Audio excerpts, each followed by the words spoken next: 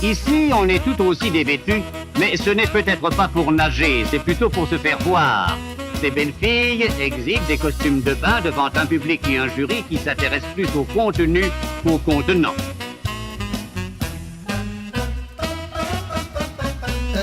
Prost n'a pas l'air de s'ennuyer et Madeleine Sologne remet à la gagnante une coupe dans laquelle tiendrait à peine son maillot.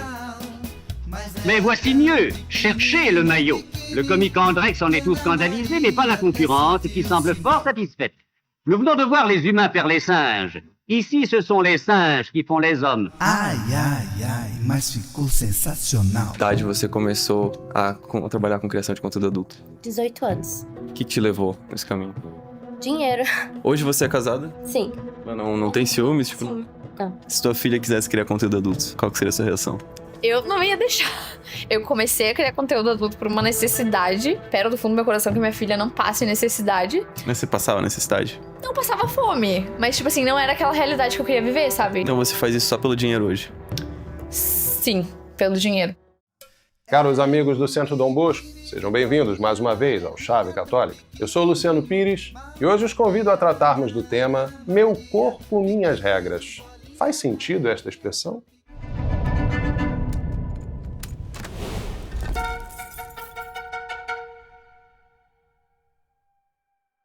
Há 3 semanas, a atriz Cássia Kiss viu-se enredada numa situação que se tornou viral na internet ao abordar 2 turistas de passagem pelo Rio de Janeiro que transitavam de biquíni num supermercado e observar a inadequação do traje das moças para aquele lugar.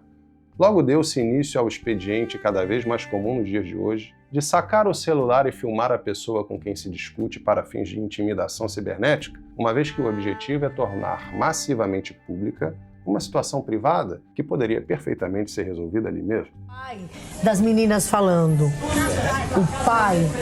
Ah lá. Você é dono pra proibir? Tava no supermercado, nem o pessoal daqui tá reclamando. Você é dono pra proibir uma coisa ou outra? Olha o pai falando. Você não pode fazer coisa, não, cara. Você admira até. Se admirava até, tá? Mas agora... Aí, ó. Como se diz, porém, o tiro saiu pela culatra. Porque em vez de manchar a imagem da atriz, o gesto rendeu a maciça adesão pública à atitude de Cássia Kiss, cuja motivação podemos catequeticamente enquadrar como correção fraterna. O assunto foi inclusive tratado numa edição do programa Ação Católica, do Centro Dom Bosco, cujo link pode ser acessado aqui embaixo na descrição, juntamente com as demais referências deste vídeo. E aqui os comentários, é muito interessante que os comentários das pessoas comuns, né? Porque isso aqui não é nenhuma página católica. Nós estamos falando do brasileiro comum, conservador, que olha para a realidade e percebe que não é o que ela está defendendo aqui não é necessariamente valores católicos, né? É moral básica, né? Super apoio a Cássia. É inversão de valores, o povo está se perdendo, estão todos sem vergonha. Esses petistas realmente perderam total pudor. O povo que não tem senso do ridículo e a Cássia tem razão. Não, e chama atenção não só o que o pessoal fala, mas a quantidade de likes. Então esse último ali, olha, 772 likes. Isso é que tá cada vez mais difícil pra grande mídia fake news emplacar as suas narrativas. Então, esse mesmo Léo Dias que compartilhou esse vídeo também compartilhou a fala da menina nas suas redes sociais, da menina imodesta. E é interessantíssimo porque no vídeo da fala da menina imodesta também é uma chuva de apoio a Cássia Kiss e de repreensão a essa menina imodesta, né? Como dizíamos, a referida situação pode ser catequeticamente enquadrada como correção fraterna, que é uma interpelação do próximo com vistas a ajudá-lo a reorientar-se no caminho da santidade e do céu, máximo bem que se pode desejar a alguém, uma vez que se trata da salvação eterna. O Catecismo Maior de São Pio X, de 1905, assim nos ensina sobre as obras de misericórdia. O que se entende por obra de misericórdia? Obra de misericórdia é aquela com que se socorre o nosso próximo nas suas necessidades corporais ou espirituais. Quantas são as obras de misericórdia? As obras de misericórdia são 14, 7 corporais e 7 espirituais, conforme são corporais ou espirituais as necessidades que se socorrem. Quais são as obras de misericórdia espirituais? As obras de misericórdia espirituais são dar bom conselho, ensinar os ignorantes, corrigir os que erram, consolar os aflitos, perdoar as injúrias, sofrer com paciência as fraquezas do nosso próximo e rogar a Deus por vivos e defuntos. No caso em questão, a atriz Cássia Kiss teria exercido ao menos 3 obras de misericórdia espiritual: dar bom conselho, ensinar aos ignorantes e corrigir os que erram. Sendo católica devota e dedicada, podemos supor que a atriz tenha também exercido ainda outras 2, de execução íntima e oculta, mas nem por isso menos espiritualmente frutuosas ao próximo: perdoar as injúrias sofridas e sofrer com paciência as fraquezas do nosso próximo. O bom conselho em questão diz respeito à orientação de que não se exponha ao próprio corpo publicamente, desvalorizando-se a si mesmo e pondo em risco a saúde espiritual do próximo pelas tentações que tal atitude potencialmente dispara. O ensino aos ignorantes diz respeito à instrução dada a alguém de outra cidade sobre os costumes locais. E a correção aos que erram diz respeito à admoestação mesma, ao apontamento de um erro objetivo, em Deus e por amor de Deus, como ensina o mesmo catecismo maior em outro ponto. Uma das reações gravadas contra a atriz durante o acontecido foi a acusação de um suposto pedantismo moral em que teria atribuído a si mesma uma autoridade ilegítima para admoestar pessoas desconhecidas em local público. Essa reação foi ecoada nas redes por personalidades de grande alcance, como o ex-BBB, jornalista, comentarista político e recém-eleito vereador da cidade de São Paulo, Adrilles Jorge. Polêmico em seus comentários, tido como conservador e representante da direita, Adrilles caracterizou a atitude de Cássia Kiss como, entre outras coisas, reacionária e medieval, referindo-se às regulações sociais do comportamento feminino. O que essa senhora Cássia Kiss, que eu já defendi, inclusive, aqui, está sendo reacionária. Dizer, perto da praia, no supermercado, no Rio de Janeiro, em que as pessoas andam todas praticamente seminuas, que usar biquíni é uma injúria, uma absoluta infâmia, é ser reacionário, é não reagir direito às mudanças. Conservador é aquele que aprende com o passado para estabelecer mudanças graduais e progredir no presente para alcançar um futuro melhor. Não é ficar preso ao século XVI, em que mulher não podia usar, sei lá, brinco, não pode usar batom vermelho, não pode usar unha vermelha, não pode usar biquíni. Isso é ser reacionário, medieval e otário. Não é a primeira vez que o comentarista demonstra aquilo que já abordamos no passado, especialmente nos episódios de números 2, 5, 6, 12 e 24. Isto é, que o conservadorismo político não passa de um puxadinho ideológico do espírito liberal, que na Revolução Francesa manifestou toda a sua fúria sanguinária contra a ordem da cristandade. Essa excrescência do pensamento, conhecida como liberal-conservadorismo, conservador em política, liberal na economia e nos costumes, é apenas outra ponta da língua bífida da mesma serpente demoníaca, soberba em seu igualitarismo frente a Deus e sua igreja, posto que se funda no pretenso ganho civilizacional do naturalismo e do indiferentismo religioso, brandido pela maçonaria, vassala útil de forças sorrateiras ainda mais poderosas e anticristãs, contra a Igreja de Cristo e a ordem social por ela legitimamente estabelecida. Como dissemos em nosso episódio de número 2, nós católicos devemos receber com alegria a alcunha de reacionários e medievais, sobretudo se não padecemos da mesma ignorância que reputa como boas as conquistas espiritualmente emancipatórias da Revolução, ou que recusa a Idade Média cristã, a luminosidade única que esta derramou sobre a humanidade, fundando o que de melhor se pode ainda apontar no que resta nas ruínas civilizacionais do que hoje se denomina Ocidente. Sejamos, pois, ultramontanos, reacionários, ou como quer que pretendam nos difamar os soldados úteis da Revolução, incluídos aí os denominados conservadores. No episódio 5 tratamos da natureza da verdadeira liberdade, enquanto no episódio 6 abordamos a vaca sagrada do Estado laico, cara aos devotos da religião política da democracia moderna ou liberal, como Adrilles. O Estado laico não é espiritualmente neutro. O Estado laico, emancipado da tutela moral e espiritual da Igreja de Roma, é uma conquista espiritual maçônica. A onda revolucionária liberal que varreu os reinos cristãos no século XIX tinha por mola espiritual próxima os ritos iniciáticos e secretos das lojas maçônicas e tinha por finalidade a substituição do poder visível do Papa pelo poder subterraneamente manipulador da maçonaria sobre as nações. No episódio 12, tratamos da relação entre o feminismo e a crise demográfica que se agiganta em todo o mundo, com prejuízos a toda a humanidade, enquanto no episódio 24 abordamos a submissão feminina no matrimônio, outro ponto indigesto aos delicados estômagos liberais conservadores, que julgam combater o feminismo ao mesmo tempo em que não abrem mão do revolucionário e dissolvente igualitarismo entre os sexos, fonte primária da depreciação contemporânea da mulher, implicitamente subjugada por incontáveis homens em sua ilusão de emancipação doméstica e liberdade econômica. Como apontamos naquela ocasião, assim nos lembra com seu magistério solene o Papa Pio XI na encíclica Casti Connubii sobre o matrimônio cristão, de 1930. Esta emancipação da mulher não é verdadeira nem é a razoável e digna liberdade que convém à cristã e nobre missão de mulher e esposa. É antes a corrupção da índole feminina e da dignidade materna e a perversão de toda a família, porquanto o marido fica privado de sua mulher, os filhos de sua mãe, a casa e toda a família de sua sempre vigilante guarda. Pelo contrário, essa falsa liberdade e essa inatural igualdade com o homem redundam em prejuízo da própria mulher, porque se a mulher desce daquele trono real a que dentro do lar doméstico foi elevada pelo Evangelho, depressa cairá na antiga escravidão, se não aparente, certamente de fato, tornando-se, como no paganismo, mero instrumento do homem.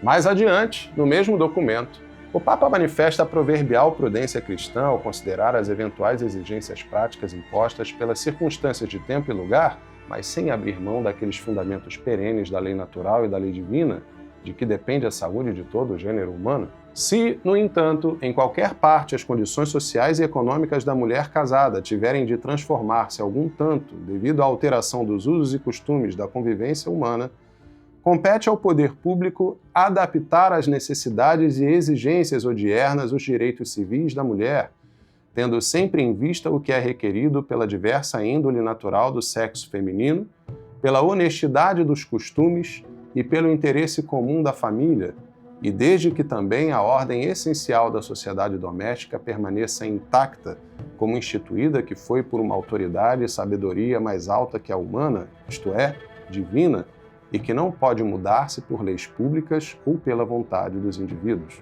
Tais limites apontados pelo Papa Pio XI, ao referir à honestidade dos costumes e o interesse comum da família, naturalmente incluem aquela dignidade humana relativa ao uso do corpo, tanto de homens como de mulheres, mas especialmente do corpo feminino, uma vez que a história é rica em demonstrações de como a natureza humana confere especialmente ao corpo da mulher o potencial de atração através da vista.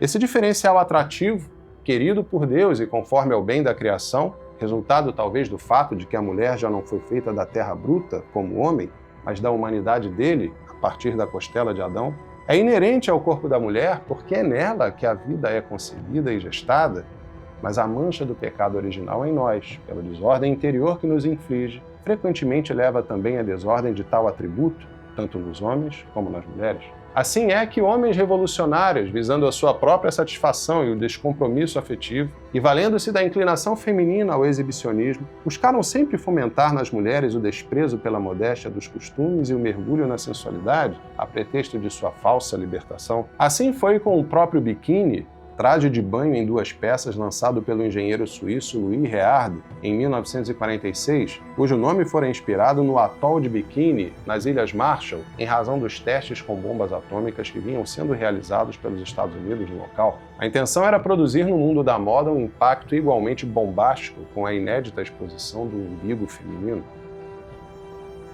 Ici, on est tout aussi dévêtus, mais ce n'est peut-être pas pour nager, c'est plutôt pour se faire voir.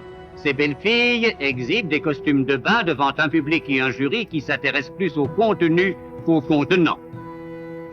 Poste n'a pas l'air de s'ennuyer et Madeleine Sologne remet à la gagnante une coupe dans laquelle tiendrait à peine son maillot. Mais voici mieux, cherchez le maillot. Le comique Andrex en est tout scandalisé, mais pas la concurrente qui semble fort satisfaite. Nous venons de voir les humains faire les singes. Ici, ce sont les singes qui font les hommes.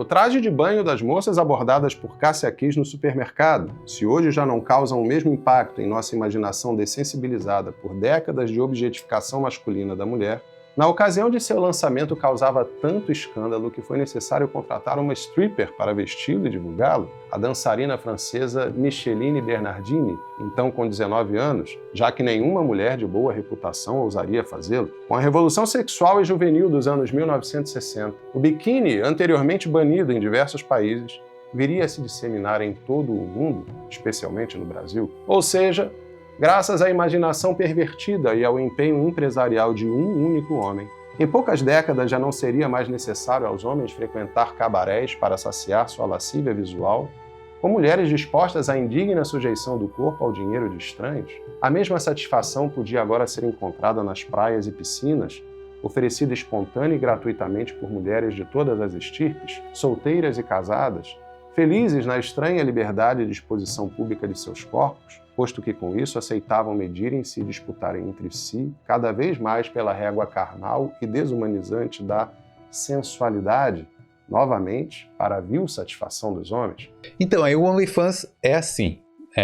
A pessoa... Aí você posta uma foto mais ou menos Sensual. ali, sensual. É por graus, né? O Instagram você só dá um teaserzinho.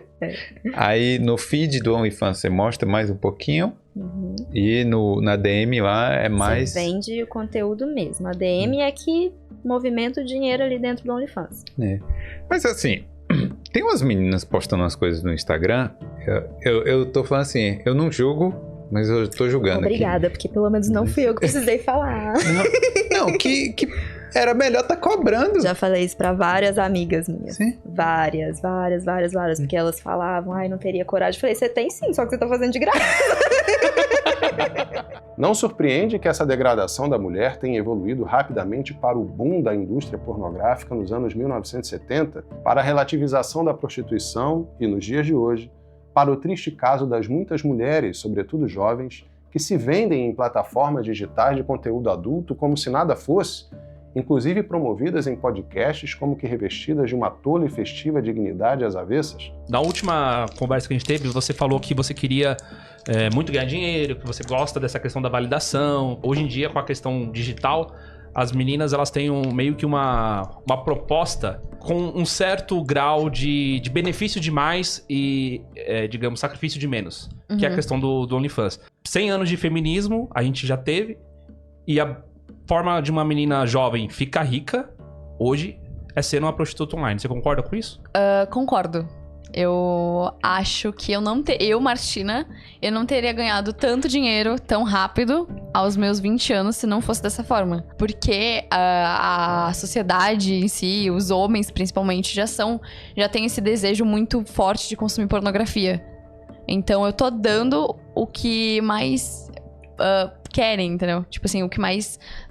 não que me exigiram, mas o que mais pediram. Então isso teve um retorno muito alto pra mim.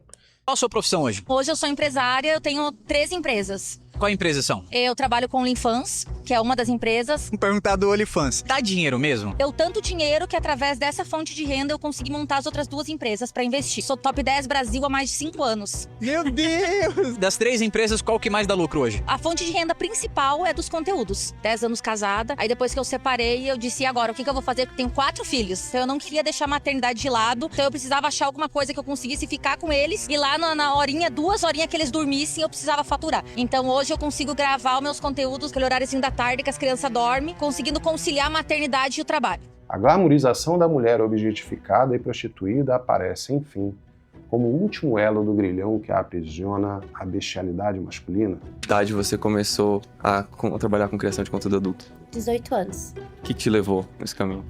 Dinheiro. Hoje você é casada? Sim. Não tem ciúmes? Tipo, Sim. Não. Se tua filha quisesse criar conteúdo adulto, qual que seria a sua reação? Eu não ia deixar. Eu comecei a criar conteúdo adulto por uma necessidade. Espero do fundo do meu coração que minha filha não passe necessidade. Mas você passava necessidade? Não passava fome. Mas, tipo assim, não era aquela realidade que eu queria viver, sabe? Então você faz isso só pelo dinheiro hoje? Sim, pelo dinheiro. E você falou, por exemplo, assim, que você começou a trabalhar com 14 anos? Mas não porque, tipo, eu tava passando necessidade, porque não tinha comida em casa, ou algo do tipo. Foi porque a minha mãe, desde que eu comecei a crescer e entender as coisas da vida, ela sempre empreendeu. Tipo, ela tinha um mercadinho, ela tentava fazer outras coisas. E aí eu quis fazer algo diferente. Entendi. E você acha que, sei lá, esse seu lado empreendedor, marqueteiro, então vem da sua mãe? Você chegou a falar pra ela sobre isso? Eu quero chorar aqui. Eu acho, tipo, eu quero falar sobre isso. Sob a luz desse esclarecimento histórico e moral, fica difícil não entender a atitude de Cássia Kiss como uma reminiscência nobre de uma civilização combalida, um gesto que busca antes elevar do que diminuir aquelas moças inconscientemente enredadas num longamente desenvolvido jogo de manipulação através da moda. Como bem esclareceu o Papa Pio XI momentos atrás, O maior tesouro da mulher na relação com o homem está no cumprimento de sua finalidade exclusiva e distintiva, que nenhum homem pode substituir, que é a nobilíssima missão de esposa e mãe sob o sacramento do matrimônio. Infelizmente, porém, tão longe vai o fim da cristandade e tão avançada encontra-se a decadência civilizacional, que já não parece haver espaço para salutar admoestação em ambientes públicos, para o bem de toda a sociedade e contra as irracionalidades da moral moderna, enlouquecida por sua ruptura com a moral católica, única capaz de orientar o homem segundo sua própria natureza, criada por Deus, no caminho da verdadeira liberdade, que é a do aperfeiçoamento cristão rumo à santidade. Ao contrário, todo constrangimento social aos comportamentos prejudiciais à imaginação alheia pretende-se hoje proibidos por uma elite ideológica moralmente confusa ou corrompida, fustigada pela ignorância e pela malícia em seu fechamento à verdadeira religião e à graça. Enfim, uma elite regida pela rebelião das paixões contra a vontade e o intelecto. Assim é que essa mesma elite, a exemplo do ex-BBB Adrilles, promove de modo aberto ou mitigado a máxima revolucionária "meu corpo, minhas regras", como se tratasse de um princípio tacitamente correto. A realidade, porém, aponta noutro sentido. Fosse correto tal princípio, bastaria um decreto pessoal que impedisse o envelhecimento das próprias células e já não morreríamos. Bastaria também um decreto pessoal para que o óvulo feminino não fosse liberado e fecundado na relação sexual, e o aborto já não seria a demanda macabra de mentes atormentadas sob um egoísmo demoníaco e assassino.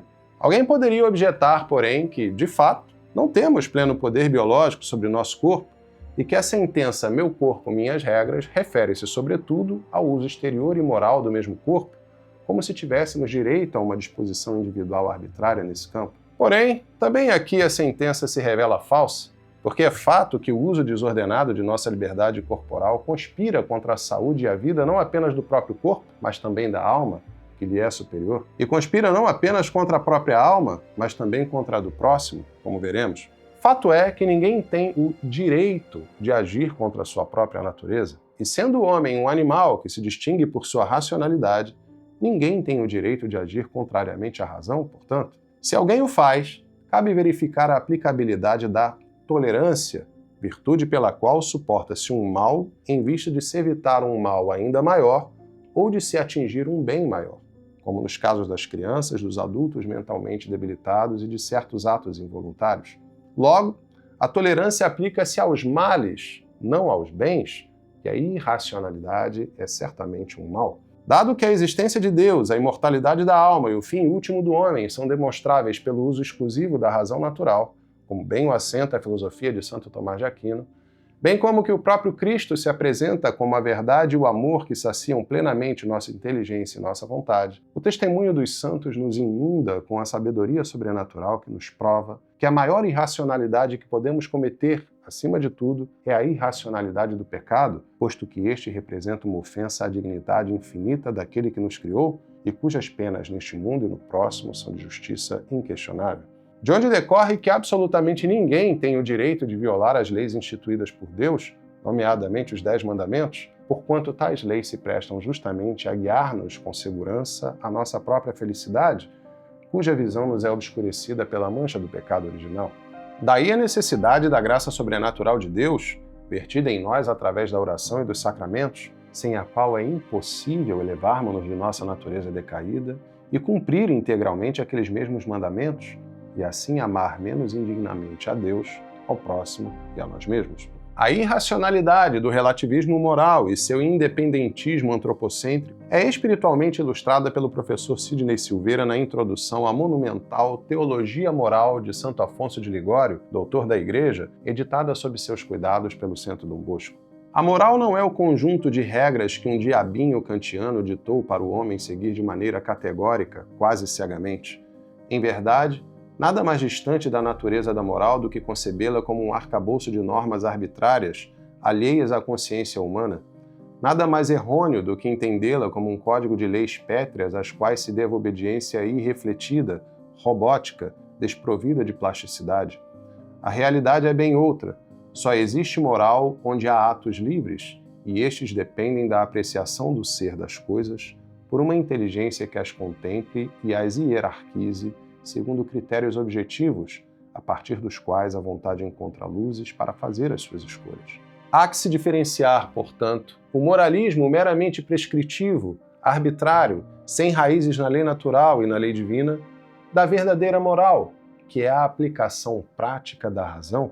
De modo que moralismo não é a moral católica, única, perfeitamente verdadeira, paradoxalmente. Melhor se enquadra como moralismo o pânico moral secularizado e contemporâneo, que de tão longamente emancipado da verdadeira moral, horroriza-se com as graves consequências dessa mesma emancipação e busca compensá-las com códigos de conduta excessivamente restritivos, como bem o ilustra a chamada cultura do cancelamento, sem margem para o perdão. De grande valia é o ensinamento do Papa Pio XII, que em maio de 1941 dirigiu em discurso as seguintes palavras sobre a moda e a virtude às delegações de juventude feminina da Ação Católica. Aquilo que Deus pede é recordar sempre que a moda não é, nem pode ser, a regra suprema da conduta, que acima da moda e de suas exigências existem leis mais altas e imperiosas, princípios superiores e imutáveis. Estes princípios foram proclamados por Deus, pela Igreja, pelos santos e pelas santas, pela razão e pela moral cristãs. Alguns jovens dirão, talvez, que uma determinada forma de vestido é mais cômoda e também mais higiênica, mas se constitui para a saúde da alma um perigo grave e próximo, não é certamente higiênica para o espírito. Tem-se o dever de renunciar. A salvação da alma fez heroínas as mártires como Inês e Cecília, em meio dos tormentos e lacerações de seus corpos virginais. Se por um simples prazer próprio não se tem o direito de colocar em perigo a saúde física dos outros, não é talvez ainda menos lícito comprometer a saúde até a própria vida de suas almas? Se, como pretendem alguns, uma moda audaz não faz sobre elas impressão alguma, que sabem da impressão que outros terão? Quem lhes assegura que outros não tenham disto um incentivo mau? Ainda que pareçam inofensivas para quem as usa, as más modas podem representar graves perigos imaginativos e espirituais ao próximo. Trata-se aqui do possível pecado de escândalo, segundo o qual uma pessoa sensualmente vestida, homem ou mulher, pode pecar contra o 5º mandamento, não matar, ao levar outras pessoas a pecarem, neste caso, contra a castidade, segundo o 6º mandamento. A esse respeito, assim nos ensina o Papa São Pio X no já citado Catecismo Maior, de 1905. No 5º mandamento, proíbe também Deus fazer mal à vida espiritual do próximo? Sim, Deus no 5º mandamento proíbe também fazer mal à vida espiritual do próximo, com o escândalo. Que é o escândalo? O escândalo é toda palavra, ação ou omissão que é ocasião para os outros de cometerem pecados. É pecado grave o escândalo? O escândalo é um pecado grave, porque tende a destruir a maior obra de Deus, que é a redenção, com a perda das almas, pois que ele dá ao próximo a morte da alma, tirando-lhe a vida da graça, que é mais preciosa que a vida do corpo, e porque é causa de uma multidão de pecados. Por isso, Deus ameaça os escandalosos com os mais severos castigos. Caros amigos, tomemos com especial atenção a antecipada advertência dos céus contra o ataque contemporâneo à modéstia, anunciadas por Nossa Senhora nas aparições de 1917 em Fátima, Portugal. Naquela ocasião, disse a Mãe de Deus aos pastorinhos: virão certas modas que ofenderão muito Nosso Senhor. E é sob o eco de tão misericordiosas palavras que, retomando a pergunta com que abrimos este vídeo, respondemos que não. A expressão meu corpo, minhas regras não tem sustentação filosófica nem teológica e, portanto, não faz o menor sentido. Antes, trata-se de mais um mantra de ingênua rebeldia que há décadas seduz e destrona a mulher daquele trono real aqui dentro do lar doméstico que foi elevada pelo Evangelho, como nos falava o Papa Pio XI, para arrastá-la à antiga escravidão e torná-la, como no paganismo, mero instrumento do homem. Rezemos, pois, pela conversão da mentalidade conservadora e sua condescendência revolucionária com a impureza, temerariamente tratada com descaso. Rezemos também pelos homens e mulheres, mas especialmente por elas, que se deixam submergir na indiferença quanto aos danosos efeitos da imodéstia no vestir, ainda que o façam sem intenção. Que Nossa Senhora nos ajude a todos no combate consciente e espiritual pela pureza e pela castidade. Gostou deste vídeo? Então curta, comente e compartilhe. Peço também que reze por nós. E se deseja contribuir para mais iniciativas como esta, acesse membros.centrodombosco.org e torne-se você também um membro patrocinador. Que Deus recompense imensamente a sua generosidade. Viva Cristo Rei!